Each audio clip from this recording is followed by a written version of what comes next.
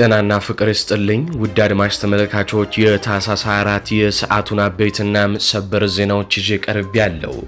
በቅድሚያም አርዕስተ ዜናዎቹን በማስቀደም ጀምራለሁ። በጎጃም የፋኖ ኃይሎች ታላቅ ድል አገኙ። ከነዘመነ ካሴ ጦር ጋር የተፋጠጠው ጄኔራል ብርሃኑ ጥላሁን በጎጃም አይቀጡ ቅጣት ተቀጣ። የጎጃም ምድር ባደበላለቀው ውጊያ ፋኖ ከከባድ መሳሪያ ጀምሮ በነፍስ ወከፍ መሳሪያ በምርኮ ተንበሽብሿል። የምትመለከቱት ኦራልም ከነሙሉ ሎጂስቲኩም በዘመነ ካሴ ልጆች ቀጨም ተደርጓል። ዝርዝር ሰበር ዜና ከጎጃም ይዘናል። ወዲህ ደግሞ የአርበኛ ደሳለኝና የአርበኛ ተፈራ ማሞ ልጆችም በሸዋ ታሪክ ሰርተዋል። የአገዛዙ ዙ 23 መሳሪያ በፋኖ ኃይሎች ከጥቅም ውጪ ሲደረግ የብልጽግና ኮሎኔል በፋኖ ተገድሏል። ዝርዝር ከሸዋ ይዘናል። በጎንደር የተደረገ ውጊያ እንዲሁም በወሎ አገዛዙን ትቶ ከድቶም ከሀገር የኮበለለው አመራርም አጀንዳዎቻችን ናቸው። ወዲህ ደግሞ ቤተ ክርስቲያን ታክስ ካልከፈለች መንግስት ይወርሳታል የሚል አዲስ ህግ ወጥቷል ተብሏል። አስደንጋጩን የአባቶች የድረሱልኝ ጥሪም ይዘነዋል። የአብይ አህመድ የምሁርነት ድራማ የሚዳሰሰው ሌላኛው ጉዳያችን ነው። ሰላም ጤና ይስጥልኝ አድማጭ ተመልካቾች፣ እንደምን ቆያችሁ? ከላይ በአርዕስተ ዜና ያደመጣችሁትን መረጃዎች ወደ እናንተ ላደርስ እዚህ ተገኝቻለሁ። የህዝባዊ ትግሉን የምትደግፉ እንዲሁም ሀገር ወዳድ የሆናችሁ አድማጭ ተመልካቾች ቪዲዮ ላይክ፣ ቻናሉን ሰብስክራይብ አድርጋችሁ የዶል ምልክቱን ታበሩ ዘንድ እንጠይቃለን። እንዲሁም በኮሜንት ድል ለህዝብ ልጆች ድል ለጀግኖቹም እያላችሁ ለህዝቡ ሲሉ ጫካ የገቡትን ታጋዮች ታበረታቱ ዘንድ እየጠየቅናችሁ በቀጥታ ወደ መረጃዎች ያለፍኩኝ። እስከ ፍጻሜው ድረስ አብራችሁኝ ቆዩም። ቀዳሚ ወዳደረኩት ዘገባ አልፋለሁ። የቅዱስ ሲኖዶስን ልዕልና የሚጋፋ ጉባኤ ሊደረግ ነው። የመረጃ ምንጫችን እንዳደረሰን ከሆነ ታህሳስ 25 ቀን ቅዳሜ በነገው ዕለት በቅድስት ሥላሴ ዩኒቨርሲቲ አዳራሽ ጠዋት በመንግስት ትዕዛዝ መሰረት የክፍለ ከተማ ቤተ ክህነት አካላት ጥሪ ማድረጉ ተሰምቷል። ጉዳዩ ደግሞ ታክስን ይመለከታል ነው የተባለው። በሀገራችንም ሆነ በቤተ ክርስቲያናችን ለመጀመሪያና ታሪካዊ የሆነው ቤተ ክርስቲያኗን የክራይ ግብር እንድትከፍል ተወስኖ ከብዙ አጥቢያዎች እንዲሁም ከጠቅላይ ቤተ ክህነት የቤተ ክርስቲያን አካውንት በቀጥታ እየተቆረጠ ለመንግስት ገቢ እንዲሆን እየተደረገ መሆኑን መግለጻችን ይታወሳል።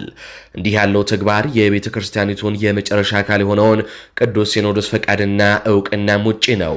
ጉባኤው አስፈላጊ ነው ከተባለም ደረጃውን ጠብቆ የሚመለከተው አካል ከቅዱስ ሲኖዶስ ጋር ተወያይቶም በቤተ ክርስቲያን መዋቅር ትዕዛዝ ሰጪነት መተግበር ሲገባው የቅዱስ ሲኖዶስ ልዕልናን ተጋፍቶ እየተተገበረም ይገኛል። ጉዳዩን እጅግ አሳሳቢ የሚያደርገው ደግሞ አሁን እየተተገበረ ባለው የታክስ አሰራር መሰረት የተጣለባቸውን ግብር መክፈል ያልቻሉ አጥቢያ ቤተ ክርስቲያናት ሊዘጎም በሐራጅ ለሽያጭና አገልግሎት እንዳይሰጡ ይደረጋሉም መባሉ ነው። ቤተ ክርስቲያን እንድትከፍል የተደረገው ታክስ ማንኛውም ነጋዴም ግለሰብና ድርጅት እኩል ሲሆን የምታገኘውን ገቢ ለመንፈሳዊ አገልግሎት እንደምታውልና የቤተ ክርስቲያን ሀገራዊ ሁለንተናዊ አስተዋጽኦም ያገናዘበ አይደለም ሲሎም የሃይማኖት አባቶች ለሚዲያችን በላኩት መረጃም ገልጸዋል።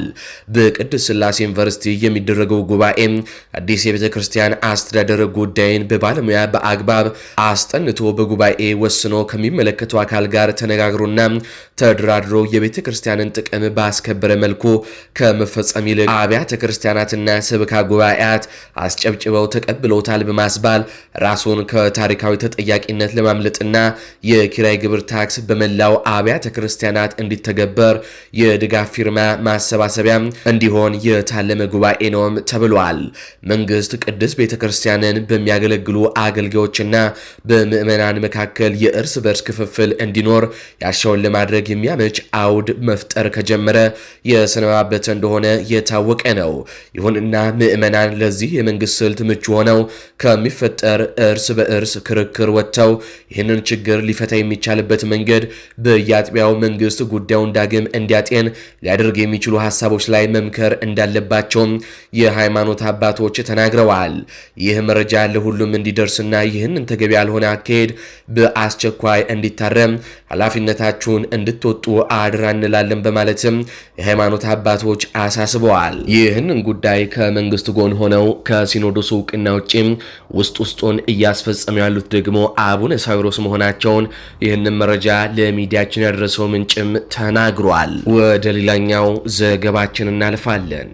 አብይ አህመድ እነ ብርሃኑ ነጋን ጨምሮ የአዲስ አበባ ዩኒቨርሲቲ አስተማሪዎችንና ምሁራንን ቁጭ አድርጎ ምሁር ማን ነው የሚል ሌክቸር ሲሰጥ እንደነበረ የሚገልጽ ዜና ተነገረ።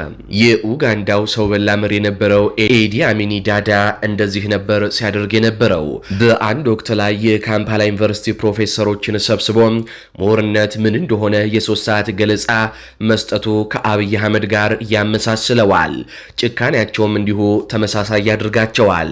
አብይና ኤድሚያኒ በተፈጠሩበት ዘመን እንጂ በሌላ በምንም የሚለያዩበት ነገር የለም። የአዲስ አበባ ዩኒቨርሲቲ 75ኛ ዓመቱን እያከበረ እንደሆነና የዩኒቨርሲቲው የቀድሞ ተማሪ ተብሎ የተገለጸው አብይ አህመድ ስለ ምሁርነት ማብራሪያ እንደሰጠ የሚያሳየው ዘገባ ሆድ እስኪያነፍር የሚያስቅ ሆኖብን አግኝተነዋል። አብይ አህመድ ከ7ኛ ክፍል ከሸፈተ በኋላ የታየው ዶክትሬት ጭኖ ነው። ኦህዴድ 5 ምሁራንን ቀጥሮ በቡድን በተሰራ ዲዘርቴሽን ገዋን ለብሶ ለመመረቅ ብቻ የተጠራው አብይ አህመድ ለራሱ ምሁር ነኝ ብሎ ማመኑ ችግር የለውም። ሌላው እንዲያምንለት መዳፈሩ ግን የለየለት እብደት ነው። የሚገርመው ግን የነ ብርሃኑ ነጋና ሌሎች ምሁራን ተብዬዎች ቁጭ ብለው ምሁር ማን የተሰኘውን የአብይ አህመድን ሌክቸር መማራቸው ደግሞ የዘንድሮ እብደት ለየት የሚያደርገው ይሆናል። አብይ የሚታወቀው ከእውቀትና እውነት ጋር ጸብ ውስጥ በመግባት ነው። ኮሌጅ ያረገጠ ዶክተር የሚለውን ማንጠልጠያ መገለጫውን ለማጥፋት የሚመስለው የዛሬው ሌክቸር የዩኒቨርሲቲ ደጃፍ እንደረገጠ ለማሳየት የታሰበም ይመስላል። ተምር ያለው ፊደል ቁጥር ያለው የ7ኛ ክፍል ሽፍታ አትበሉኝ የሚልም መልእክት ለማስተላለፍ እንደሆነም ምንም ጥርጥር የለውም። 4 ኪሎ እስከተቀመጥክና በነብርሃኑ ጁላ ድሮን ተከበህ እስካለ ድረስ ፈጣሪያችሁ ነኝ አምልኩኝ ብትላቸው ራሱ የአሁኖቹ ካድሬዎች ያመልኩሃል፣ ግድልህም እዚህ ድረስ አትሂድ፣ ይሄ አያስፈልግም የሚለው መካሪም አብይ አህመድ አጥቷል። ከዓመት በፊት አርበኛ ዘመነ ካሴም አብይ አህመድ የአዲስ አበባ ዩኒቨርሲቲ ምሁራንን ሰብስቦ ስለ ታሪክ ሲያስተምር ታገኘዋለህ ብሎ በደንብ አድርጎም ገልጾት ነበር። ዛሬ አርበኛ የተናገረው ተፈጠረ። በአዲስ አበባ ዩኒቨርሲቲ ስለ ምሁርነት ለምሁራን አብይ አህመድ ሲያስተምሩ ውሏል። አርበኛውም እንዲህ ተናግሮት ነበር። የኛ ሀገር ትልቁ በሽታ እንደምታውቁት ብዙ ጊዜ ክላሽ የሚዘን ስለሆነ 4 ኪሎ ምን ደርሰው ክላሽ ሲኖር ዛሌ ዘር ወንበር ላይ ተቀመጥ ሁሉ ነገር ማቂ መስል ትልቁ ድንቁርና ዛሌ ነው የሚጀምረው። እና አብይ አህመድ የአዲስ አበባ ዩኒቨርሲቲ ታሪክ ምሁራንን ሰብስቦ ታሪክ ሲያስተምራችሁ ታገኛለህ። እንዲሁም ቤት ነው ታሪክ ቢያንስ በትምህርት ቤት አልተማረ ማን ሆነ ነው የትምህርት ቤት ፕሮፌሰሮችን የዩኒቨርሲቲ ፕሮፌሰሮችን የምታስተምር ስትለው ጠቅላይ ሚኒስትር ስለሆኑ ሊል ይችላል። ጠቅላይ ሚኒስትር መሆን ማለት ሁሉም ማወቅ ማለት አይደለም። 40 እና 50 አማካሪ የሚቀመጥልህ በየዘርፉ ለዛ አንድ ሰው ነው አንድ ነገር አጥብቀህ ልታቅ ትችላለህ።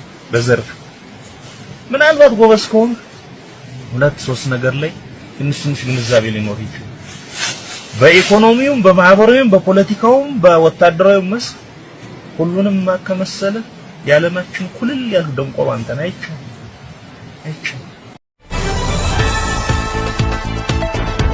በቀጥታ ወደ ሌሎች መረጃዎች አልፋለሁ። በጧቱ የዜና ወጃችን አንድ የወረዳ አመራር አብይ አህመድን አላገለግልም በሚል ወደ አረብ ሀገር መኮብለሉን በወፍ በረር መናገራችን ይታወሳል። አሁን ዝርዝር መረጃውን እነሆም። አመራሩ ወደ አረብ ሀገር ኮበለሉ። ልክ እንደ ሚሊሻ መከላከያ ሰራዊትን መንገድ እየመራው ጦር ሜዳ አልሄድም ያለው የብልጽግና አመራር ወደ አረብ ሀገር መኮብለሉን ሚዲያችን ለማረጋገጥ ችሏል። የተለያዩ የአማራ ክልል አካባቢዎችን ከካድሮች በተጨማሪ በዞንና በየወረዳ የሚገኙ የሲቪል ሰርቫንት ሰራተኞችን፣ ኃላፊዎችን ከተሰጣቸው የስራ ኃላፊነት ውጪ በሆነ መልኩም አገዛዙ ከፋኖ ጋር ውጊያ በሚያደርግበት ወቅት መከላከያ ሰራዊቱን መንገድ እንዲመሩ ይገደዳሉ። የወረዳና የከተማ ከተማ አስተዳደር የትምህርት ቢሮ፣ የጤና፣ የግብርና፣ የስፖርት እንዲሁም የሴቶችና ህፃናት ቢሮ ኃላፊዎች ከሚሊሻ አባላት ጋር ሆነው ለመከላከያ ሰራዊት መንገድ በሚመሩበት ከወደ ፋኖ በሚወሰድ እርምጃ ከወታደሮቹ ጋር የተደመሰሱ በርካቶች መሆናቸውን ሚዲያችን ካሰባሰበው መረጃም ለማረጋገጥ ችሏል። በተጨማሪም በርካታ የስራ ኃላፊዎች የሚሊሻ ቀለብ ወጪ የሚሸፈንበት በየቢሮአቸው ስር ከሚገኙ ሰራተኞች ገንዘብ እንዲያሰባስቡ የተሰጣቸውን መመሪያ በአግባቡ አላስፈጸማቸውም በሚል ለእስርም ተዳርገዋል። የብልጽግና እድሜ ለማራዘም ስንል ከስራ ድርሻችን ውጪ ለአገዛዙ ወታደሮች መንገድ አንመራም ወይንም ለሚሊሻ ቀለብ መግዣም ሰራተኛውን ገንዘብ አምጡ እያለን አንበዘብዝም ያሉ በርካታ የስራ አመራሮች ኃላፊነታቸውን እየለቀቁ አካባቢውን ጥለው እየጠፉ ነው።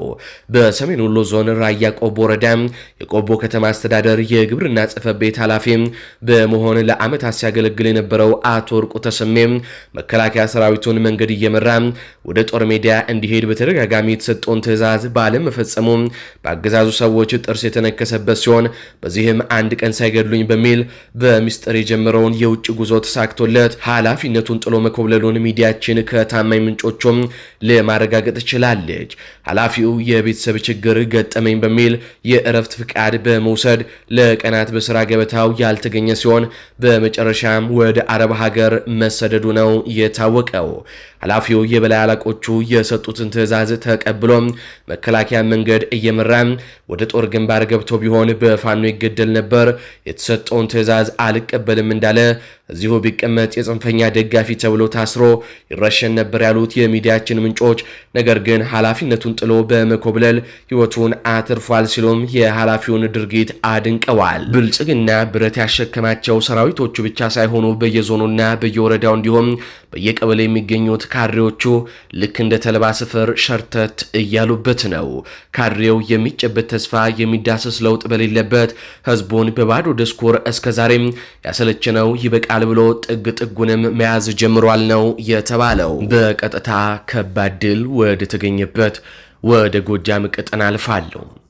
ሞታይ ፈሬው 206ኛ ኮር 24ኛ ክፍለ ጦር ከሌሊቱ 11 ሰዓት ተኩል ጀምሮ ባደረገው ትንቅንቅ የሜጀር ጀነራል ብርሃኑ ጥላሁንን ሰራዊት አመድ በማልበስ አንድ ሞርተር፣ አንድ ድሽቃና 4 ብሬን ስናይፐርን ጨምሮ ለቁጥር የሚከብድ የነፍስ ወከፍ መሳሪያ በመማረክ ታላቅ ጀብዱ ፈጸመ። በምስሉ ላይ የምትመለከቱት ኦራል ከነሙሉ ሎጂስቲኮም በፋኖ ቁጥጥር ስር ገብቷል። ብልጽግና መግለጫውን ሳይጨርስ ማርቆስ ዙሪያ ተአምር ተሰራ። 206ኛ ኮር ሜጀር ጀነራል ብርሃኑን አዋረደው። የብልጽግና ግዛዝ የሚዲያ መግለጫውን አንብቦ ሳይጨርስ በጎጃም ምድር ማርቆስ ዙሪያ ላይ በፋኖ ክንድ ታላቅ ተአምር ተሰርቷል። ሞታይ ፈሬው በመባል የሚታወቀው የአፋባሃ ቴዎድሮስ እዝ 206ኛ ኮር 24ኛ ክፍለ ጦር ከሌሊቱ 11 ሰዓት ተኩል ጀምረው ባደረጉት ላስጨራሽ ትንቅንቅ በሜጀር ጀነራል ብርሃኑ ጥላሁን የሚመራውን የአገዛዙን ሰራዊት አመድ አልብሰውታል። ለ6 ቀናት ሙሉ ሲንኳኳና ዝግጅት ሲያደርግ የነበረው የአገዛዙ ሰራዊት ከደብረ ማርቆስ ተነስቶ ወደ ጮቄ ተራራ ለመውጣት ያደረገው ሙከራ በ24ኛ ክፍለ ጦር የተቀናጀ ጥቃት ተቀልብሷል። የብልጽግና ኃይል ወደ ተራራው መውጣት ቀርቶም የያዘውን ታጥቆ መመለስም ተስኖት ተረፍርፏል ሲሉ የዓይን እማኞች ገልጸዋል። በዚህ ታሪካዊ ውጊያም ጀግኖቹ ፋኖች አገዛዙን ወገብ ሰብረው የሚከተሉትን ከባድና ቀላል የነፍስ ወከፍ መሳሪያዎችን ማርከዋል ነው የተባለው። አንድ ሞርተር ከባድ መሳሪያ በፋኖ ሲማረክ አንድ ዶሽቃ 4 ብሬን በፋኖ እጅ ገብቷል። በርካታ ስናይፐርና ለቁጥር የሚከብድ የነፍስ ወከፍ መሳሪያ በፋኖ እጅ ገብቷል። እጅግ በርካታ በምስሉ ላይ የምትመለከቷቸው ሎጂስቲኮችም በፋኖ እጅ ገብተዋል። እስካሁን ተቆጥረው ባለማለቃቸው ቁጥራዊ መረጃዎችን ማግኘትም አልተቻለም። በተጓዳኝ የዚሁ የ206ኛ ኮር አካል የሆነው 34ኛ ክፍለ ጦር አህዶች በረቡዕ ገበያ በመግባት የብልጽግናን ኃይል በማዛባትና ሰንሰለቱን በመበጠስ የተሰጣቸውን ግዳጅ በብቃት መወጣታቸውም ታውቋል። የአፋባሃ ቴዎድሮስ እዝ 206ኛ ኮር ህዝብ ግንኙነት ፋኖ ባየም ደስታው እንደገለጸው ዝርዝር መረጃዎች በቀጣይ የሚለቀቁ ሲሆን አሁንም የአገዛዙን ሰራዊት አይቀጡ ቅጣት እየቀጡት እንዳሉ ነው የተገለጸው። አሁን ይህንን ዜና እያነበብን ባለንበት ስቱዲዮ ከገባን በኋላ በደረሰን ሌላ ሰበር ዜና ደግሞ ሌላ ዲሽቃ ምርኮ ተይዟል። ቀደም ብለን ከነገርናችሁ ተጨማሪ ዲሽቃ ማለት ነው። ምስራቅ ጎጃም ስናን ላይ የተማረከው ሞርተር ዲሽቃና ብሬን ተነግሮ ሳያልቅ ማቻከል ላይም ሌላ ዲሽቃ ተረክበናል ይቀጥላል ሲል አርበኛ አስረስ ማረዳምጤም አሁን በፌስቡክ ገጹ ባጋራው መልእክት አስታውቋል። ይህ በእንዲህ እንዳለ በጧቱ የዜና ወጃችን በሸዋ የተደመሰሰ ኮሎኔል እንዳለ ነግረናችሁ ነበር። አሁን ዝርዝር መረጃው እነሆ። ኮሎኔሉ ከነአጃቢዎቹ ተደመሰሰ። አፋባሃ ደቡብ አማራ ቀጠና አሳምኖ እዝ አጼ ዘርዓ ያዕቆብ ኮር አንድ በፍቃዱ በላይ ክፍለ ጦር የሸዋ ድራናብስት የተሳካ ኦፕሬሽን በመስራት የአገዛዙን ኮሎኔል ጨምሮ በርካታ ኃይል ደመሰሱ። በዛሬው ዕለት ጥር 24 ቀን 2018 ዓ.ም ከጮካ ወደ ደራም ጉንደ መስቀል የአገዛዙን ቅጥረኛ ኮሎኔል ይዞ በመጓዝ ላይ በነበረ ፓትሮል ላይ በተወሰደ የተጠና የደፈጣ ጥቃት ኮሎኔል ጌትዬና የሻለቃ መሪውን ጨምሮ ከነአጃቢዎቻቸው ህዝቡን ሊገሉ በተሰማሩበት የአማራ መሬት በፍቃዱ በላይ ተርቦች ወደማይመለሱበት ተሸኝተዋል። በዚህ ኦፕሬሽን አንድ ዙ 23 እና ፓትሮል ከጥቅም ውጪ መሆኑንና በአገዛዙ ላይ ከፍተኛ ሰብአዊና ቁሳዊ ጉዳት መድረሱን ምንጮች ለኢትዮ 251 ሚዲያም ገልጸዋል። አገዛዙ የተደመሰሰበትን ኮሎኔል አስከሬን ከጉንደ መስቀል በሄሊኮፕተር አንስቶ መሄዱንም ለማወቅ ችለናል። መረጃው የኢትዮ 251 ሚዲያ ነው። ወደ ጎንደር አልፋለሁ። የአገዛዙ ዘራፊ ኃይል ሚጦ ዙሪያ በጎንደር በጋሻው ክፍለ ጦር ድባቅ ተመቶ ተመለሰ። የአማራ ፋኖ ብሔራዊ ኃይል አፋባሃ ሰሜን አማራ ቀጠና በላይ ዘለቀ ዕዝ ዳግማዊ ቴዎድሮስ 5ኛ ኮር ጎንደር በጋሻው ክፍለ ጦር አጥናፍ ብርጌድና የቴዎድሮስ ብርጌድ አንድ ሻለቃን በመቀናጀት የክፍለ ጦር ወታደራዊ አዛዥ አርበኛ ማርያ አድማሱ በትላንትናው ዕለት ከጧቱ 2 ሰዓት ጀምሮ እስከ ምሽት 12 ሰዓት ድረስ በወገራ ወረዳ ሚጦ ቀበሌ ዙሪያ ባደረጉት አውደ ውጊያ የአገዛዙ ቅልብ ኃይል 11ዱን በሙታቶም 2 ፓትሮል ቁስለኛውን ታቅፎ ገደብዬ ከተማም ገብቷል። የአገዛዙ ወንበር አስጠባቂ ሰራዊት ሰሞኑን ወደ ጎንደር በጋሻው ቀጠና በሌሊት በመንቀሳቀስ የአርሶ አደሩን ሀብትና ንብረት የፋኖ ቤተሰብ የፋኖ ደጋፊም የፋኖ አርሶ አደር አደረጃጀት ናችሁ በማለት የጦር መሳሪያቸውን ለመዝረፍና ቤታቸውን ለማቃጠል ከብታቸውን ለመንዳት የሞከረ ቢሆንም የጎንደር በጋሻው አባላት ከፍተኛ መከላከል ማጥቃት ገጥሞት እየተመታና እየተዋረደም ይገኛል ነው የተባለው። በመጨረሻም ከአገዛዙ አፈሳ ወታደራዊ ስልጠና አምልጠው ፋኖን የተቀላቀሉ የአገዛዙ ኃይሎችን የሚሉትን አድምጠን እንመለስ። ቁማር እየለየ ነበረ መጡ። በፌደራሎች መጡና መኪና ላይ ጫኑ። ከዛ እስር ቤት አካባቢ ላይ አቆዩ። ከዛ በኋላ 15 ቀን ላይ ወደኛ እዚያ መጡ።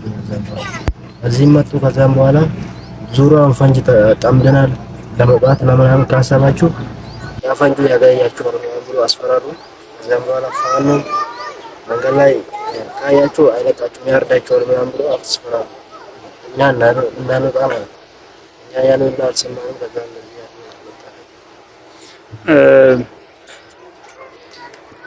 ከዛ እንደወጣ በቃ ፋኖ ተቀበለን። ከዛ ልብስ የለንም ነበረ፣ ራቁታችን ነበረ። ልብስ ገዛልን፣ ምግብ ሰጠን፣ አለበሰን፣ ማደሪያ ቤት ሰጠን። በቃ ፋኖ በጣም ደግ ነው ለኛ፣ ለህይወታችን ልፎልናል። እናመሰግናለን። እሺ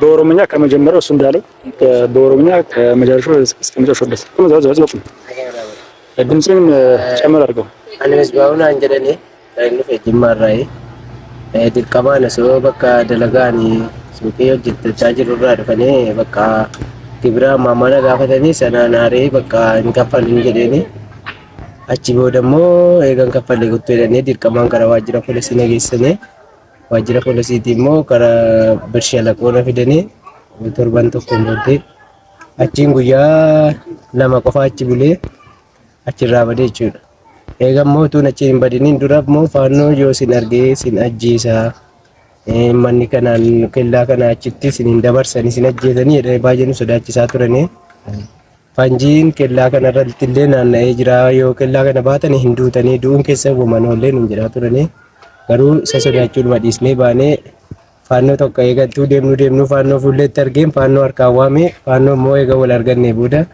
akka nu nyaata nyaannu nu godhee kaza uffata keenya nu bitee bishaan nu kennee bakka nutti dhiqannee uffata ofirraa jijjiirrullee nu kennee nyaatallee eega faannoo wajjiniin wal arganne baay'ee hin beelaane jechuudha. Hanga yoona baay'ee quubnee nyaataa jirra. Bakka nu bullullee baay'ee nu kennanii baay'ee jara wajjiniin fataa'ee jirra. Fooxaallee nu fidanii bakka nuti bullullee nu mijeessanii naan jara wajjiniin akka gaariitti jirra jechuudha. Kanaafuu faannoo argachuu kootiifuu baay'ee hin galateeffadha. Ammoo akka jarri gara biyyaa nu deebisanus abdiin qabaa jechuudha. Kanaafuu galatooma. እሺ ሌላ በኦሮምኛ ሌላ ቋንቋ ይችላል? እሺ በቃ ልክ አኒ ካንፈ አርሴራይ አርሰራ ጎንፎ ኦቶን ከራንዴ ማጅሩ ከራራ ነቀበኒ ማኪናትን ነደርበኒ ማኪናቶ ጎል ነደርበኒ ኢሰዲናን ገሲተኒ ማቲንኪ አና ብቻ ቀባ ዲረናመ tokko ይንገው ማቲን ኢሰነ ገሲተን ጀዲ አኒ ንቦዬ ቦዬ ጀናን በቃ ግዲደናቱ ምን ነፍደን ergana fidanii immoo as guyyaa 15 boodaachi ture gaasana fidanii ennaan bakka uggootna fidan ilkaan illee nan socho'aa ilkaan doona socho'uu medikaala dabarsan jenni humnaan kan dabarsan ergasii immoo bakka andigee kaddaan ergasii mataanarra haadanii medikaala dabarsanii mataanarra haadanii kaddaan achiin wayite waliin mariin keenya waliin nu qabee daangaa kanaan fanjii jira maamallatoonni deettanii faannoon isin argina ajjeesanii nun jedhaa turani ergasii immoo nuti kana maaraa dhiibne sa'a 11tti halkan bahee kophaa kiyya sa'a 11tti halkan bahee yeroo jarri na eegan halkan fiigee tisheertii tana qofaan hin bahee kunoo tisheertii tana isii tana qofaan hin bahee kazzaan ergasii faannoon uffata kana karaatti naa bitee jira nyaatas naa kennanii jiru waan ta'eef faannoo baay'ee galatoomfadha waan ta'eef kanaafuu ammas akka biyyatti nagalchan abdiin qabaa galatoomaa jechuu barbaadu. faannoon በጣም እናመሰግናለን። ርቦን ነበረ ራባችንን እሱን ያስታገሰልን። ልብስ የለንም ነበረ ልብስ ሰጠን። ምንም መጥፎ ነገር አላየንበትም። ፋኖ ደህና ሰው ነው። አሁንም መንግስት ነው ህዝቡን እያፋጀ ያለው መንግስት ነው እኛ እንደዚህ ያደረገን። እኛ ከፋኖ እናመሰግናለን። ወደ ሀገራችን እንደምንገባ ደግሞ እንደሚያስገባን ደግሞ ተስፋ እናደርግበታለን። እንግዲህ እንደተመለከታችሁትና እንዳደመጣችሁት ነው ወጣቶቹ እንዲህ ቅስማቸው የተሰበረበት ምክንያት የብልጽግና አገዛዝ ነው። ወጣቶች በጦርነት መሳተፍ በማይፈልጉበትና ዓላማው ባልገባቸው ጦርነት እያመጣም እንዲህ ለእሳት ይማግዳቸዋል። የፋኖ ኃይሎችም እንደምትመለከቱት በእንክብካቤ ይዟቸዋል። አገዛዙ ከፑል ቤቶች ከመጠጥ ቤቶች እንዲሁም ወጣቶች ይገኙበታል ተብሎ ከሚታሰቡ ቦታዎች ሁሉ ወጣቶችን ያለ ፍላጎታቸው ለውትድርና እያፈሰ እንደዚህ አይነት ግፍና ሰቆቃም እየዳረጋቸው ይገኛል። ታዲያ የአገዛዙ ሰራዊት በዓለም አቀፍ ደረጃም ትልልቅ ተቋማቶች ሳይቀሩ ወጣቶችን ለውትድርና መመልመልህን አቁም ቢሉት እንኳን ሊያቆምም አልቻለም። በክልል ከተሞች ያለው እንዲህ የባሰ ቢሆንም በአዲስ አበባ ሳይቀር ወጣቶች በመሃል በአደባባይ በቀን በጠራራ ፀሐይ መታፈስ ከጀመሩ ቆየት ብለዋል። ወጣቶች ባልገባቸውና በማያውቁት በማይፈልጉት ጦርነት በብልጽግና ተገደው ወደ እሳት እየተማገዱ ነው። ብልጽግና ግን ከጥፋቱ ሊማር አልቻለም። ለማንኛውም የነዚህ ወጣቶች ንግግር በተለይ በኦሮምኛ ያደረጉት ንግግር ለኦሮሞ ማህበረሰብ ዘንድ ይደርስ ታድርጉ ዘንድ እንጠይቃችኋለን። አድማጭ ተመልካቾች ለሰዓቱ ያስኩላችሁ ዘገባዎች እነዚህን ይመስላሉ። በዜናዎቻችን ላይ ያላችሁን ሐሳብ አስተያየት በኮሜንት መስጫ ስር አስፍሩልን።